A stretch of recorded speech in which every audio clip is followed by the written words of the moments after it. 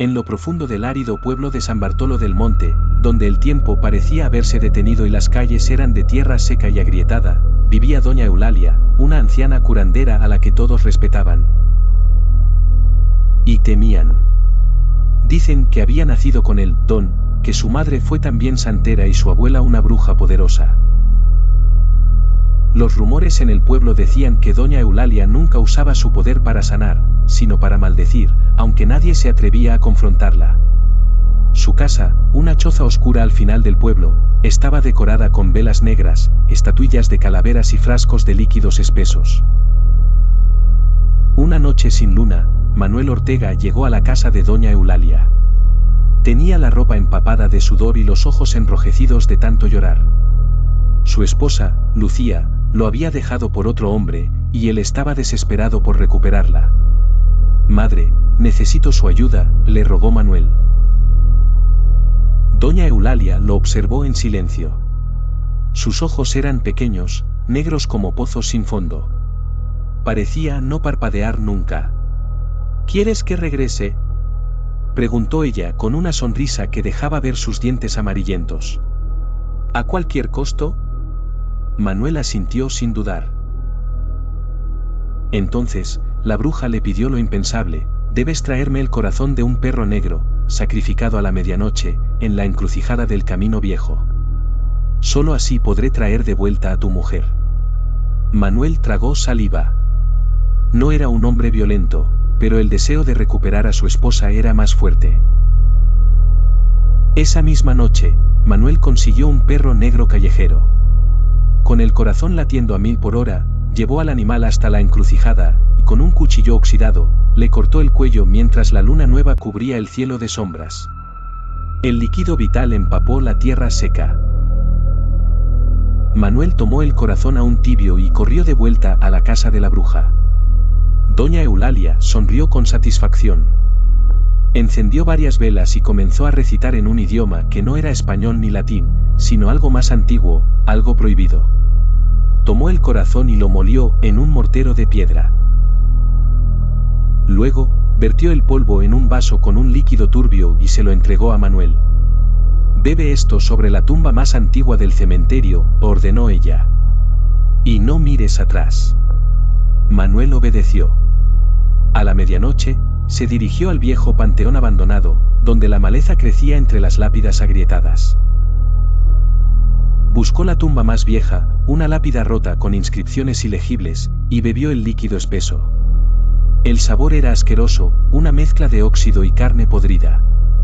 Cuando bajó la copa, sintió que el viento se volvía helado. El aire se llenó de murmullos, susurros incomprensibles. Con el corazón latiendo en su pecho como un tambor, Manuel caminó de vuelta a su casa sin voltear atrás. Sabía que algo lo seguía. Lo sentía en la piel, en la nuca, en el alma. A la mañana siguiente, Manuel despertó ansioso, esperando que Lucía estuviera en casa. Pero la casa estaba vacía. Sin embargo, cuando cayó la noche, las cosas extrañas comenzaron. Primero fueron los ruidos en la oscuridad. Sombras moviéndose en la esquina de la habitación. Luego, los susurros: «Manuel. Manuel. Manuel». Cada noche, la presencia se acercaba más. Una madrugada, despertó con un dolor punzante. Tenía arañazos profundos en la piel, como si garras invisibles lo hubieran rasguñado. El terror se apoderó de él. Había traído algo de vuelta, pero no era su esposa. Desesperado, volvió a la casa de doña Eulalia. «Dijiste que traería a Lucía de vuelta», le gritó. «Pero lo que trajiste es otra cosa». La bruja sonrió. «El que bebe la sangre de la muerte no trae amor, Manuel. Trae condena». Manuel cayó de rodillas, llorando. «¿Cómo lo detengo?». Pero la anciana solo se dio la vuelta y cerró la puerta en su cara. Los días siguientes fueron un infierno.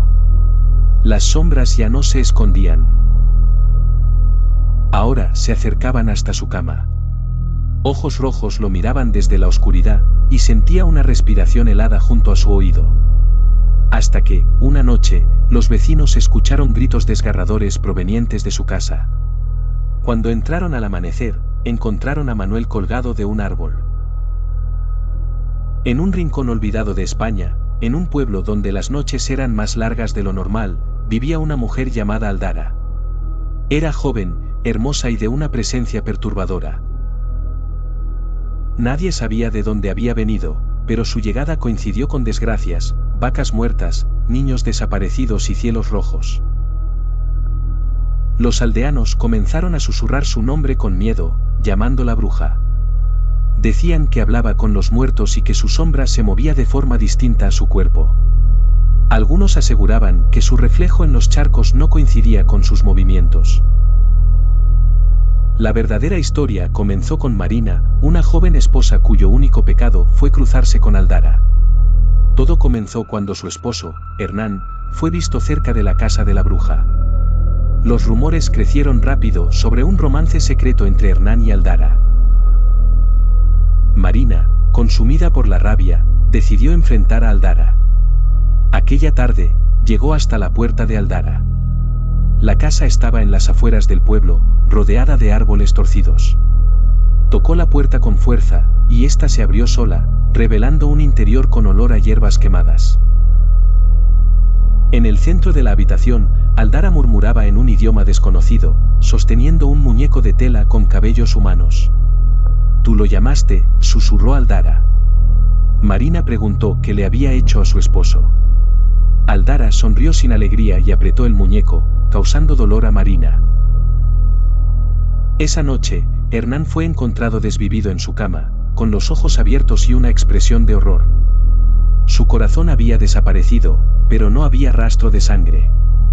Los aldeanos acusaron a Aldara. Al día siguiente, un grupo de hombres armados fue a su casa. La encontraron de pie, esperándolos, con una sonrisa siniestra. La arrastraron al centro del pueblo y la amarraron a un poste. Prendieron fuego sin rezos ni juicios. Aldara no gritó ni suplicó. Mientras las llamas la devoraban, el cielo se oscureció con una tormenta. Antes de quedar reducida a cenizas, Aldara pronunció su última maldición: «No han terminado conmigo, todavía sigo aquí». Después de su muerte, las cosas en el pueblo empeoraron. Las noches se volvieron interminables y se escuchaban golpes en las puertas sin nadie al abrir. Los niños decían ver a una mujer vestida de negro mirándolos desde los callejones. Algunas mujeres despertaban con marcas de manos en la piel. El cura intentó bendecir el lugar donde Aldara fue quemada, pero el agua bendita se tornó negra y el suelo tembló. Una noche, Marina desapareció.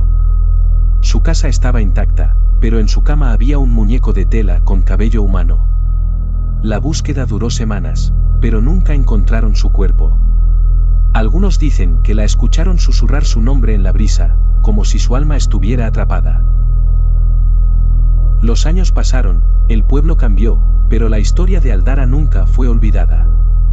Aún hoy, quienes visitan el viejo cementerio dicen que si se quedan en silencio, pueden escuchar una voz femenina susurrando detrás de ellos. Y si giran para ver quién es, no encuentran a nadie.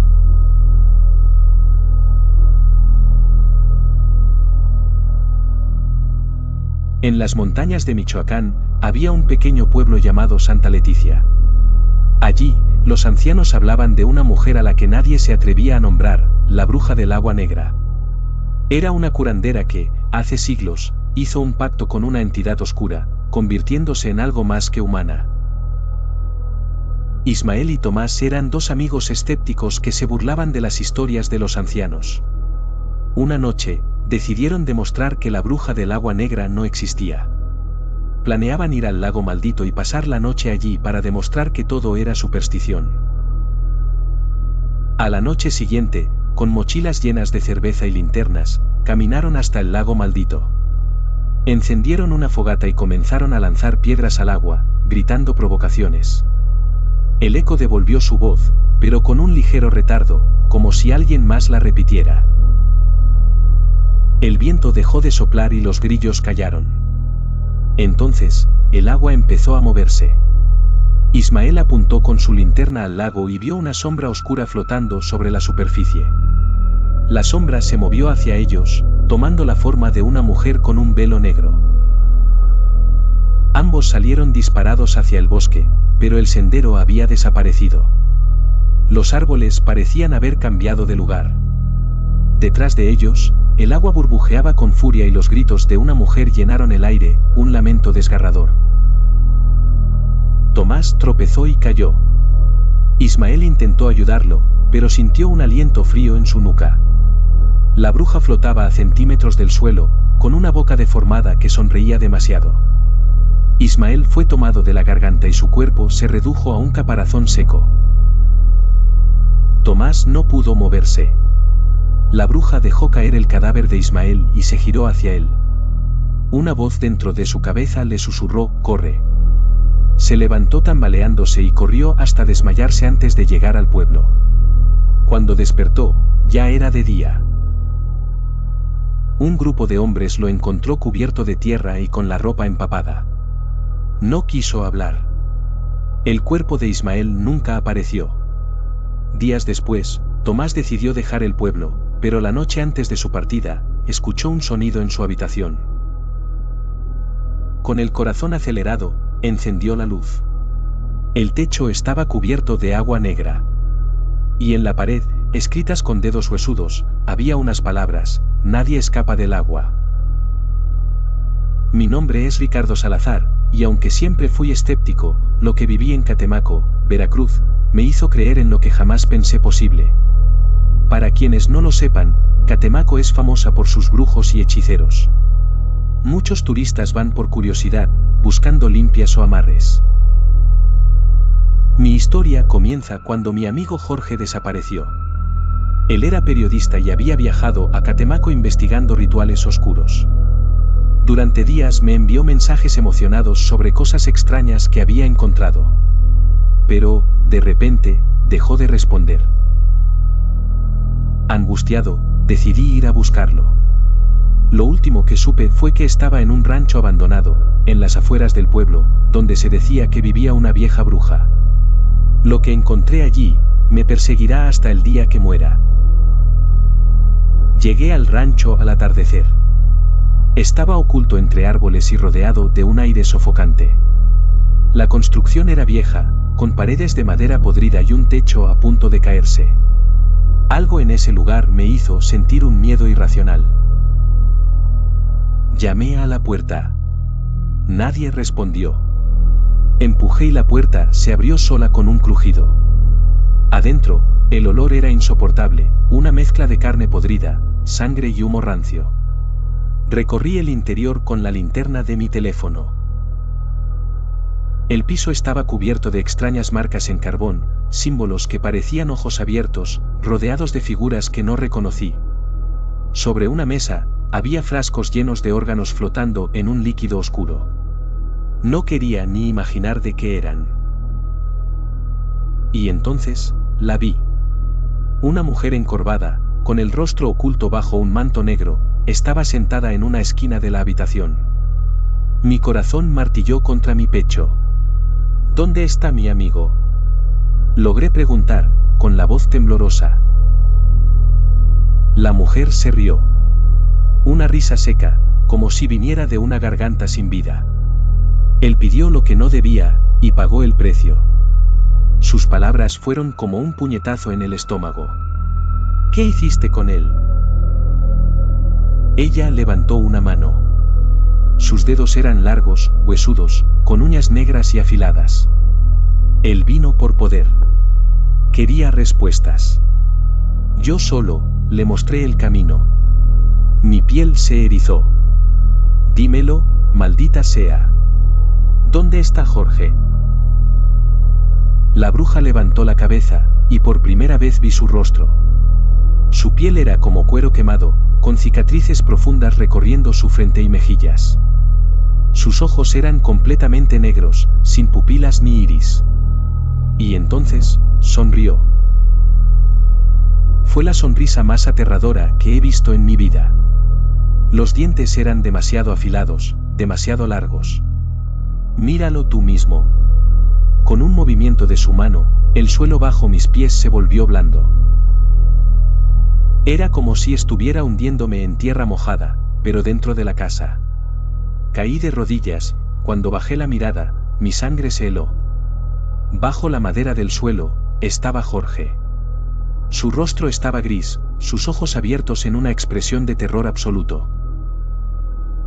Su cuerpo estaba atrapado en el suelo, como si la madera lo hubiera devorado. «¿Jorge?», grité, intentando tocarlo. Pero su piel se desmoronó como ceniza. Y entonces escuché su voz en mi oído. No venía de su boca, sino de todas partes. «Corre, Ricardo. Corre antes de que ella te tome a ti». Me levanté de un salto y corrí hacia la puerta. Pero la bruja ya estaba allí. «Si te vas ahora, te seguiré hasta el fin de tu vida». Su voz era fría, sin emoción. No lo pensé. Le aventé la linterna y corrí hacia el bosque. Detrás de mí, escuché su risa, y luego, un murmullo gutural, algo que no sonaba humano. Corrí sin detenerme hasta llegar al pueblo. No me importaba si me caía o si me golpeaba con las ramas. Esa noche, fui a la policía, pero nadie me creyó. Ellos ya sabían.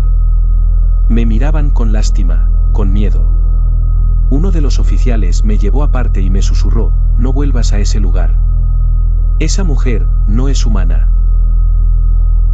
Mi nombre es Gabriel Méndez, y lo que voy a contarles ocurrió en el desierto de Sonora, México, hace más de una década. No me gusta hablar de esto, pero creo que alguien más debe saberlo, antes de que sea demasiado tarde. En ese entonces, yo trabajaba como ingeniero en una compañía petrolera. Nos enviaron a hacer estudios en una zona remota del desierto, donde, según se decía, había yacimientos de gas enterrados. Nuestro campamento estaba ubicado en un valle árido, rodeado por kilómetros de arena y rocas, alejado de cualquier signo de vida humana. La región era conocida por su belleza, pero también por los mitos y leyendas. Recuerdo que todo parecía estar en orden cuando llegamos, y nos sentíamos relativamente tranquilos, pero algo me hacía sentir incómodo. En las primeras noches, los otros miembros del equipo se reían de mí. Mencioné que el lugar tenía una energía extraña, como si no estuviéramos realmente solos. Pero pronto, los otros empezaron a sentir lo mismo. Las primeras señales de que algo no estaba bien llegaron en forma de susurros. El desierto se ve muy distinto cuando cae la noche. La luz de la luna llena ilumina todo con una claridad inquietante, y el viento, que sopla con fuerza durante el día, se calma, dejando una quietud perturbadora. Esa noche, era la segunda desde que llegamos. Estábamos acostados en nuestras tiendas, charlando sobre los planes para el día siguiente, cuando lo escuché. Un susurro suave. Al principio, pensé que era el viento. Cuando puse más atención, me di cuenta de que no era el viento. La voz era clara, y lo que más me inquietó fue que me estaba llamando por mi nombre. Gabriel. Gabriel. Me levanté de inmediato, mi corazón comenzó a latir desbocado. Miré a mi alrededor. Nada. La arena parecía inmóvil, las sombras se alargaban de una manera extraña. Me asomé fuera de la tienda, tomando mi linterna. Vi a mis compañeros cerca de la fogata, pero el resto del campamento estaba en un silencio absoluto. ¿Qué fue eso?, les pregunté, acercándome a ellos. Hugo, el más viejo del grupo, el que ya había trabajado en otros yacimientos en lugares remotos, se encogió de hombros. Nada. Es el viento, Gabriel. Pero yo sabía que no lo era. Algo estaba mal. Caminé hacia los límites del campamento. El aire se sentía pesado, como si la atmósfera misma estuviera cargando un presagio de algo oscuro. Y entonces, nuevamente lo escuché, esta vez más fuerte, más cerca: Gabriel. Era la misma voz, pero ahora tenía algo más, una especie de susurro de desesperación, como si alguien estuviera pidiendo ayuda. Intenté ignorarlo, pero la sensación de ser observado creció a cada paso. Entonces, de la nada, un fuerte grito desgarrador nos despertó a todos, obligándonos a salir de las tiendas de campaña.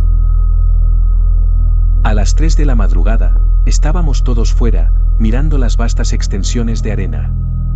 Las sombras en la distancia parecían alargarse más de lo normal, y las estrellas brillaban con intensidad. Pero algo más estaba allí. Algo que no podíamos ver pero que podíamos sentir. Fue entonces cuando lo vimos. Una figura, al principio borrosa, apareció entre las dunas de arena. Era alta, delgada, con el cabello largo, pero desordenado y enredado como si nunca hubiera sido peinado. La mujer parecía emergir de la nada, como si fuera parte de las mismas sombras. Su piel tenía un tono oscuro, moreno, pero parecía casi muerta, como si estuviera cubierta por una capa fina de tierra reseca. Lo peor de todo fueron sus ojos. Ojos completamente amarillos, como si no tuvieran pupilas, solo unos círculos brillantes que reflejaban la luz de nuestras linternas. En el momento en que la vi, mi cuerpo se paralizó. Era como si la gravedad misma hubiera dejado de existir, como si el aire estuviera más denso y me costara respirar. La mujer avanzó lentamente hacia nosotros, y cada paso que daba parecía distorsionar la realidad a su alrededor. Cuando estuvo a unos pocos metros, habló. Su voz, sin duda humana, sonaba como si viniera de un lugar más profundo, más antiguo. Este es mi desierto. No podíamos movernos, pero Hugo fue el primero en reaccionar. Sacó una navaja del bolsillo y gritó. «Vete de aquí. No tienes derecho a estar aquí». Pero en lugar de retroceder, la mujer sonrió. Fue una sonrisa que me heló la sangre. Sus dientes no eran humanos, eran negros, desgastados, como los de un animal, alargados de tal manera que me hizo sentir una opresión en el pecho. Ya es demasiado tarde para irse. De repente, la linterna de Hugo se apagó, y cuando la volvió a encender, la mujer ya no estaba. Solo quedaba el eco de su risa, oscura y retumbante, como un trueno lejano. Al principio, no entendí lo que había pasado. Nadie movió un músculo durante un buen rato. Solo estábamos ahí, mirando las huellas en la arena, que eran extrañamente profundas y deformes, como si no pertenecieran a una persona normal. Las noches siguientes fueron aún más extrañas.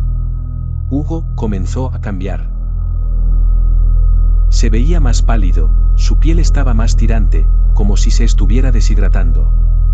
Pero lo peor era que él empezó a hablar en voz baja, como si estuviera conversando con alguien invisible. Al principio pensábamos que estaba cansado, que había pasado mucho estrés. Pronto se dio cuenta de que algo estaba mal.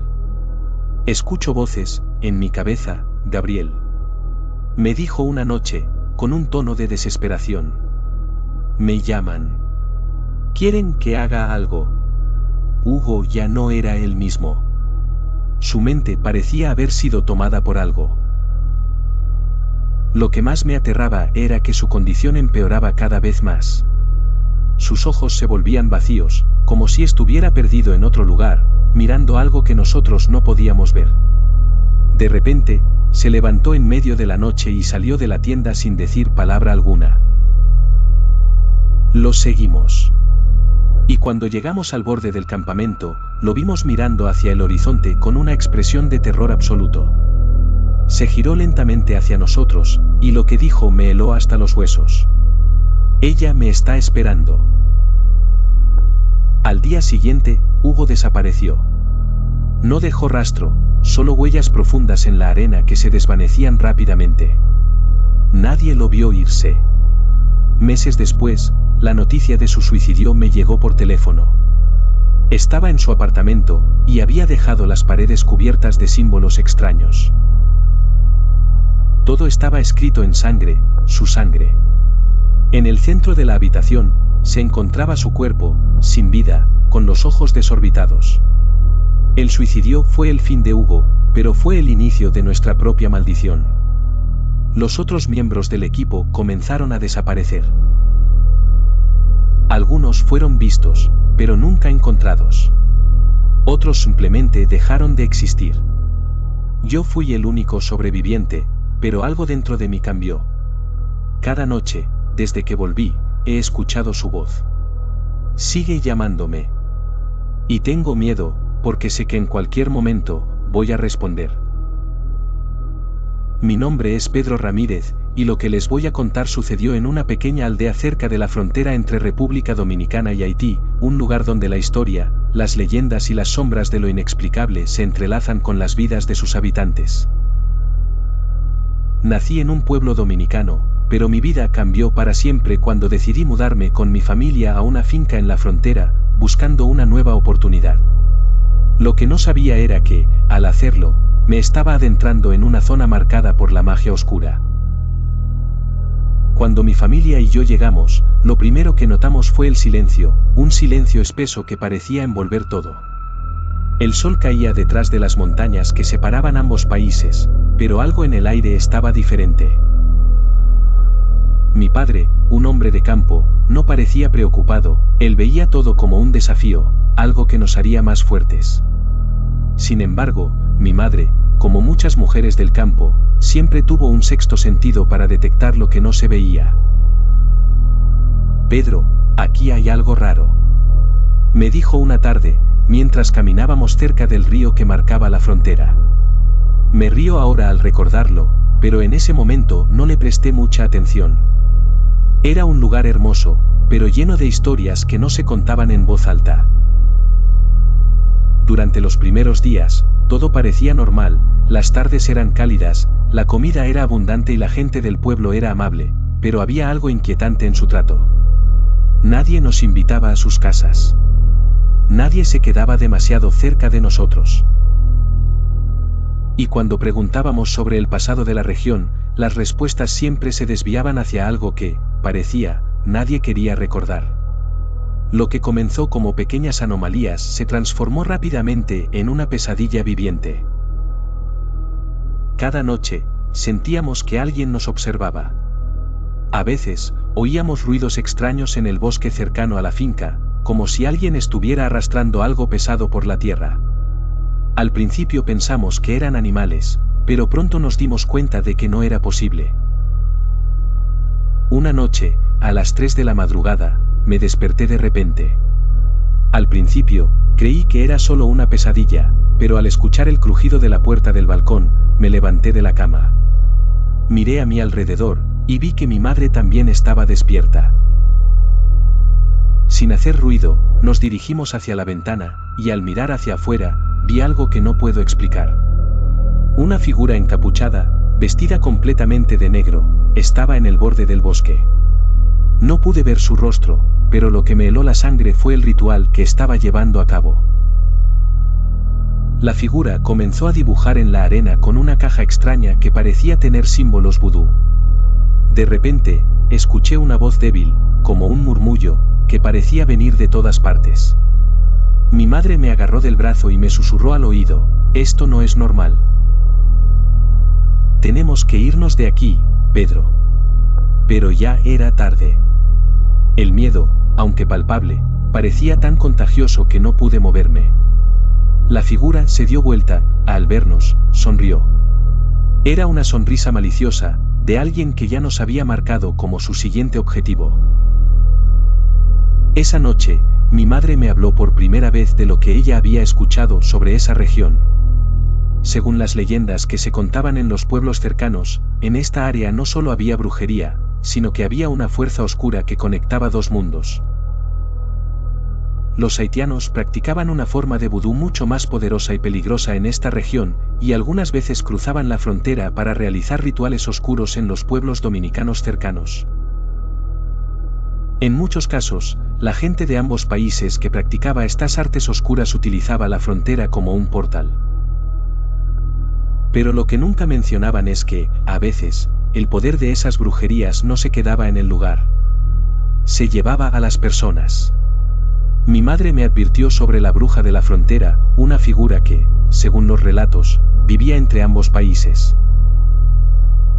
Unos días después, los rumores sobre la desaparición de la familia de Juan comenzaron a recorrer el pueblo.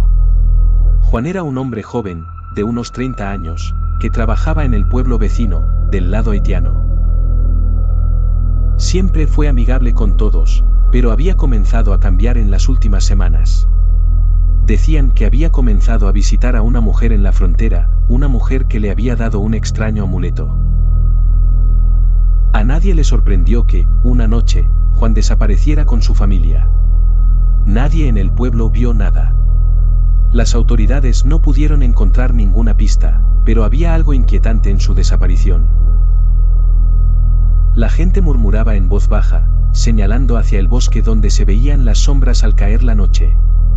Algunos aseguraban que vieron a la bruja de la frontera justo antes de que ellos se desvanecieran. Esa misma noche, un hombre del pueblo vecino vino a la finca de mi familia a advertirnos.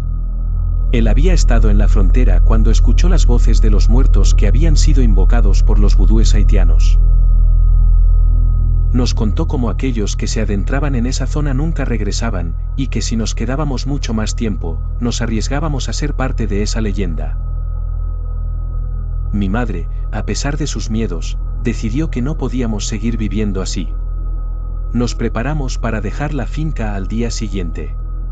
Sin embargo, antes de que pudiéramos hacer cualquier cosa, ocurrió lo impensable.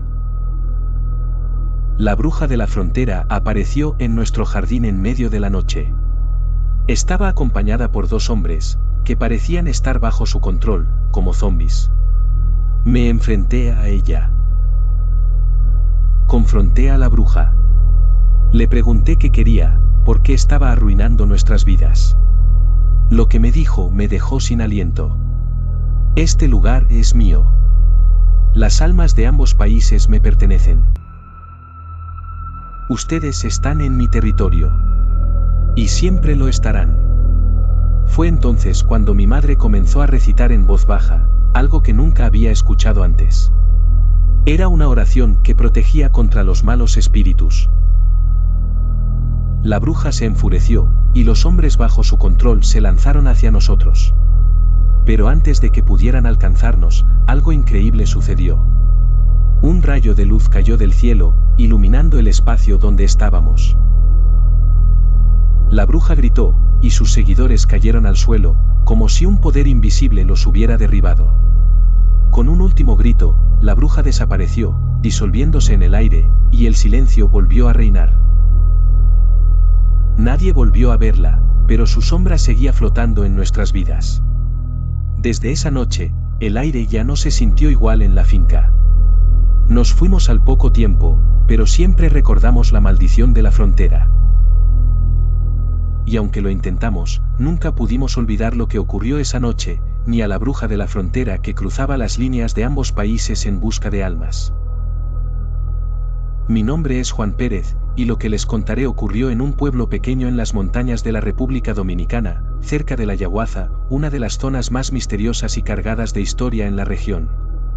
En este lugar, la brujería es algo tan antiguo como la misma tierra. Las leyendas sobre brujas y hechizos oscuros corren por las venas de los habitantes como una corriente invisible.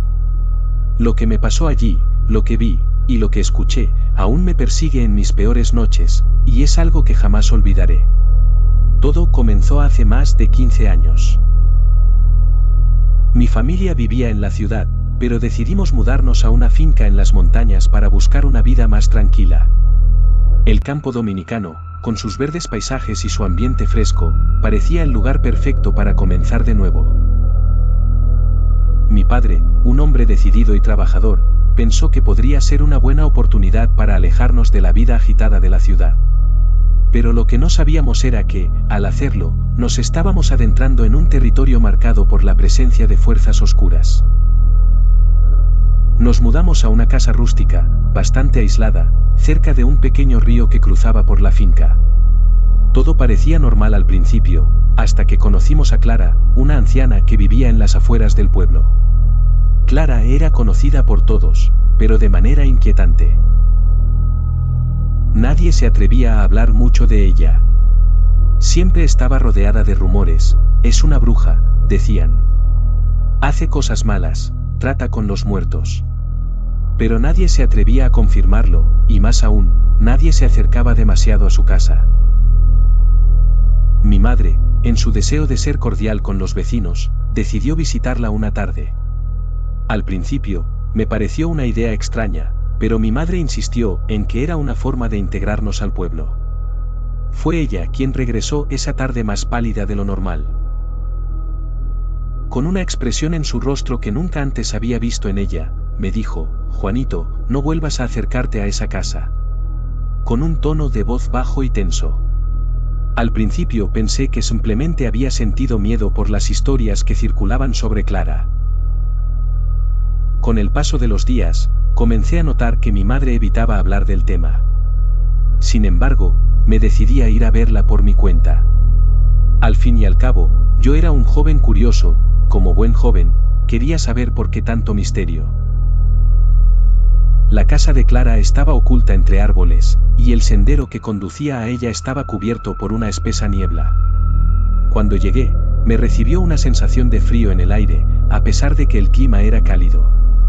Clara estaba sentada en una mecedora, mirando fijamente hacia el horizonte, como si estuviera esperando a alguien.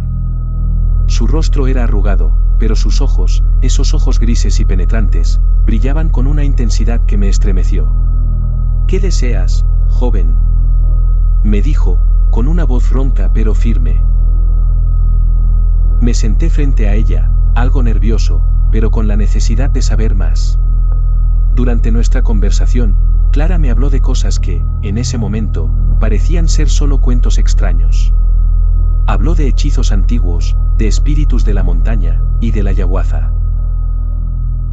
Como un lugar donde las energías se mezclan con la tierra, un lugar donde lo vivo y lo muerto se cruzan constantemente. Pero había algo en sus palabras, algo en su forma de hablar, que hizo que un escalofrío recorriera mi espina dorsal. Muchos han venido buscando poder, niño. Muchos han venido buscando riquezas, pero la montaña no perdona a los que se atreven a jugar con sus fuerzas. Hay más en este mundo de lo que tú crees. Y hay quienes buscan lo oscuro para obtener lo que no pueden conseguir por el camino recto. Sus palabras eran enigmáticas, pero tenía la sensación de que no solo me estaba contando historias. Parecía advertirme de algo. Me levanté, antes de irme, me miró fijamente, como si hubiera leído mis pensamientos. Te lo dije, Juanito, ten cuidado con lo que buscas.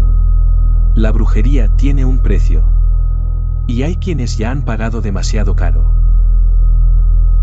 Esa misma noche, algo extraño ocurrió en la finca. Mi madre, mi padre y yo estábamos cenando cuando escuchamos un fuerte golpe en la puerta. Al abrir, no había nadie, pero un viento frío nos golpeó con fuerza, y al volver a entrar, notamos que las luces se apagaban solas. Intentamos encenderlas de nuevo, pero no funcionaban.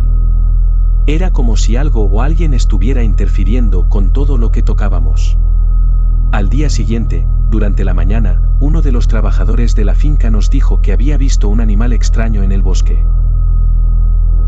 Una criatura que parecía un hombre cubierto por una capa de piel oscura, pero con ojos brillantes.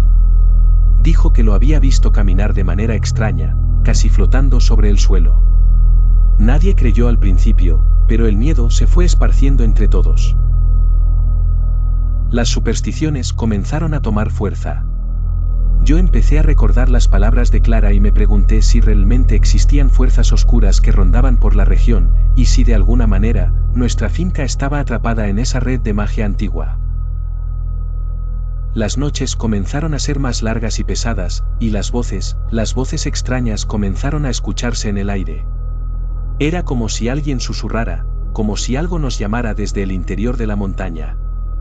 Una noche, mi curiosidad me llevó a subir la montaña, hacia el lugar que Clara me había mencionado en nuestra charla. Fue un camino arduo, cubierto de maleza, pero mi deseo de entender lo que estaba sucediendo me impulsaba. Subí solo, sin decirle a nadie, porque sabía que mi familia no aprobaría. Cuando llegué a la cima, sentí como si todo el aire a mi alrededor se espesara, como si el tiempo mismo estuviera detenido. Frente a mí había una cueva, oscura y fría, que emanaba una energía espesa. Sin pensarlo, entré. Dentro, lo que vi fue algo indescriptible. La cueva estaba llena de símbolos vudú, tallados en las paredes. En el centro de la cueva, había una gran roca, sobre la cual descansaba una figura. Era una bruja. La misma que había visto en mis sueños. Clara. Estaba inmóvil, con los ojos cerrados, rodeada de velas negras. Mientras avanzaba hacia ella, sentí una presión en el pecho, como si algo me estuviera oprimiendo. Clara despertó al instante, y en su rostro vi una sonrisa maliciosa. ¿Viniste a buscar respuestas, Juanito?, dijo, sin moverse. Sentí que mis piernas no me respondían, pero logré hablar. ¿Qué es todo esto? Este es el poder que los hombres temen, pero que nunca entienden. La montaña, el vudú, la brujería, todo está conectado. Y tú, Juanito, has estado tocando lo que no debes. En ese instante, comprendí que las respuestas que buscaba no solo venían con una explicación, sino con un precio muy alto. La brujería no era solo un conjunto de rituales, era un vínculo con las fuerzas más oscuras de la tierra, algo que no podía desatarse sin consecuencias. La bruja se acercó a mí, y cuando me tocó, sentí que algo dentro de mí se rompía. Pero antes de que pudiera hacer algo, vi como la luz de las velas comenzaba a extinguirse, como si la propia montaña estuviera cayendo sobre nosotros. De alguna manera, logré salir de la cueva y regresar a la finca. Mi madre, cuando me vio, inmediatamente supo que algo había cambiado en mí. No me preguntó, pero sus ojos me decían que lo sabía. No volví a subir a la montaña, ni me acerqué a Clara nuevamente. Sin embargo, siempre sentí su presencia, y con el paso de los años, me di cuenta de que en cada rincón de mi vida había dejado una marca. Algo de la brujería de esa tierra me había alcanzado, y no importa cuántos kilómetros huya de la montaña, esa sombra me seguirá. Y es por eso que les digo, si alguna vez viajan por las montañas de la República Dominicana, cerca de la Yaguaza, no busquen respuestas donde no deben, porque hay cosas en esa tierra que no deben ser desenterradas.